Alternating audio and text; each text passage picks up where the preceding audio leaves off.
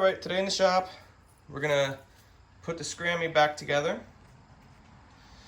If you guys remember last week's video, the old swing arm for the Scrambler broke, so we had to disassemble the rear axle, carrier bearing, rear shock, basically everything in the rear end to get to the point where we could start installing the new swing arm. In this box I've got some new parts. One thing I already installed is new bushings for the swing arm. As you can see, there's bushings here, and there's a new bushing on that side, although you can't really see it. You can see it a little bit on the edge. This is the bushing box. Part number for the Scrambler bushings is WE345575. I had to get a new axle nut. Here's a new axle nut because I had to grind the old one off like you saw in last week's video to remove it. And I also have a new chain in the box here. It's a 520 chain. It's got quite a bit of extra links, so my chain came with a kit, or a chain breaker. And I also had to go to the Polaris dealer and pick up a new gasket. This is the foam seal gasket here. Part number 5411555. It sits on the left side of the axle. I'm gonna clean up the bolts, the through bolts for the swing arm, and once they're cleaned up, I'm going to reinstall them, change out the chain, and start rocking and rolling on getting this thing back together again. Alright, so here's the new swing arm. It's got the new bushings in it. You can see new bushing here, new bushings here. As you can see, you've got the bigger nut coupling. This one sits on the outside on the right side. This one sits on the outside on the inside. There's a cup inside there that the bolts go through. This is tight. I used the board, pipe wrench, bar, and 3/4 ratchet. The socket size for this nut is 1 3/4 inches. There is Loctite on this, blue thread locker Loctite. I flipped it upside down, put it on the board so that the grease fitting didn't get hit on the cement because I didn't want to break it. And I put the pipe wrench on this outer bolt here, this guy, and I used the socket on this one, and I torqued it down as hard as I could get it to go. Torques for 150 foot-pounds, so should be close. So now I'm going to put the through bolts through and Loctite them, tighten these guys up, and start getting this thing reassembled. When applying Loctite, you don't need much. Small bead across the threads. It's already starting to run as I picked up my phone. This will be more than enough. So as you can see inside the assembly here, that's how it goes with the nut on the inside and the cup on the outside. This is the right side of the machine. There's the right footboard. So I'm going to slide this through, and I'll check back with you guys in a sec. Swing arm is tightened down. I put the chain guard on the swing arm, but it's not tight until I get my new shock in. I've got these 3 bolts for the cover on. Next up is this plate. And after this plate, it's going to be these 3 bolts. Let's see, you can see this ridge here. It's going to sit this way. Let's line this puppy up. You got to make sure when you're doing this job, you inspect that seal there, because that seal can go bad, and that will allow contaminants to come in to the clutch housing, belt drive housing, whatever you want to call it. Alright, I'm just getting the threads started by hand, just like 2 turns maybe. And these, you don't really want to send them on home, you just tight is all you're really looking for.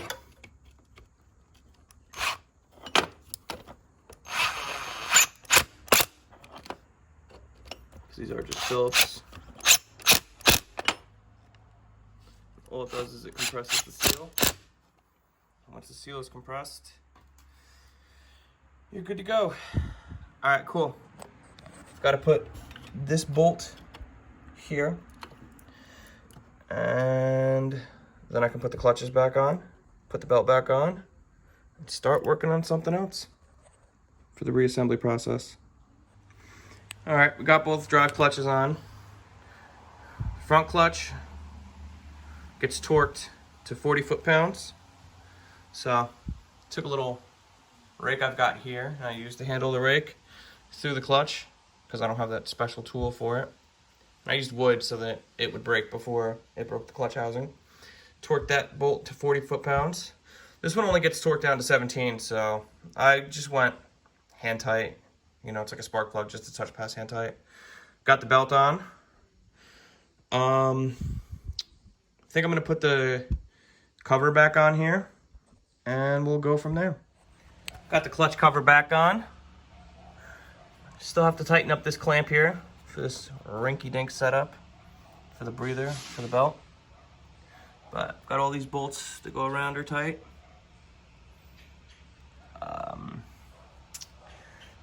Got to put the battery on. I'm going to leave the rear plastics off until I get the shock in because it's just easier to access the top shock mount bolt. So I think the next thing I'm going to do is I'm going to take some rags, clean the grease off of this axle, start getting the axle and carrier bearing assembly put back together. So clean it up. I'll check in with you guys in a minute here. All right. Got the new rebuilt Fox shock in.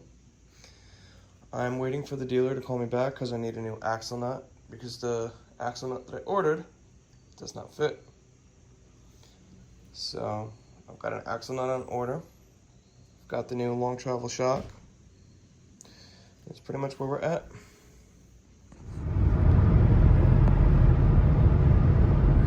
Another day, another drive to another dealership. I ordered the Caltech axle nut and it did not fit. So I'm going through here now and I'm actually getting the axle nut from Polaris. Hopefully it fits. If it's wrong, then I'm gonna have to figure out a different site to use for part numbers. Normally, Stitches and I use Partzilla, and the OEM part numbers are usually dead accurate, but we'll find out. All right, well, a couple days have gone by. Latest update we have, I ended up ordering another axle because I went to the dealer and I got a new axle nut, and the new axle nut, I had to fight it to fit over this hub right here, this little lip. Me and the parts guy, went through the part numbers. This is the correct part number for a 2004 Polaris Scrambler. I beat it on, and it destroyed the threads, so 2 plus 2 was equaling 4 to me. I don't think that this was a factory axle from a 2004 Polaris Scrambler 500. So I ended up looking up the part number. I ordered a factory axle. It's used. I got it on eBay for only like 50 bucks. I ordered one new axle nut online. Second new axle nut is at the dealer. So I have to remove this axle nut, slide this hub off, clean this axle up. I was just making sure the hub splines lined up.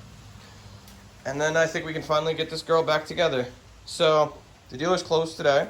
I can't go and get an axle nut. I can try and get one tomorrow. And yeah, we'll go from there when we get the rest of the parts so we can finally get this thing back together. I did also get the new bolts for the shock.